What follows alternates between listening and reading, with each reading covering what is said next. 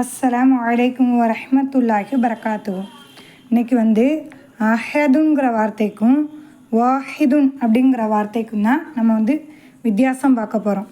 என்ன, அல்லாஹு அஹதுன், உல் ஹுவல்லாஹு அஹத் அப்படி சொல்லுவோம்ல. இப்போ இந்த அஹதுக்கும் இன்னமா இலாஹுக்கும் இலாஹும் வாஹிது, இப்போ வாஹிதுங்கிறதுக்கும் அர்த்தம் பார்க்க போகிறோம். இப்போ அஹதுன் அப்படின்னா தனித்தவன், இணையில்லாத ஒருவன் அப்படின்னு அர்த்தம். சரிங்களா? இன்னமா இலாஹுக்கும் இலாஹும் வாஹிது அப்படின்னு இருக்குல்ல.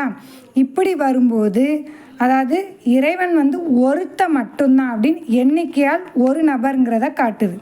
சரிங்களா? அஹதுன் அப்படின்னா இணையற்ற ஒப்பற்ற தனித்த ஒருவன். வாஹித் அப்படின்னா எண்ணில் ஒன்று, ஒரு கடவுள் மட்டும் அப்படிங்கிறத குறிக்கும். இதுக்கு சாதாரண ஒரு எக்ஸாம்பிள் காட்டுறேன். ஜாஅ ரஜுல் வாஹிதுன், ஒரு மனிதன் வந்தான். அப்போ எண்ணிக்கைனா இது எண்ணிக்கை. மா ஜாஅனி அஹதுன், ஒருத்தருமே என்கிட்ட வரலை. மறுப்பு வாக்கியத்தில், அதாவது மன்ஃபியான வாக்கியம்னா அதான் மறுப்பு வாக்கியம். இப்படி வரும்போது யாருமே, ஒருத்தருமே அப்படிங்கிற அர்த்தத்தை தரக்கூடியதாக இருக்கும். சரிங்களா? ஒருவரும் என்னிடத்தில் வரல, யாருமே வரலை. அப்போ அந்த வாஹித் அப்படிங்கிறதுக்கும் அஹது அப்படிங்கிறதும் தனித்துவமான வார்த்தைகள். இது போன்ற விஷயங்கள் தெரிஞ்சுக்கணும் அப்படின்னா நம்முடைய சேனலை சப்ஸ்கிரைப் பண்ணி வச்சுக்கோங்க.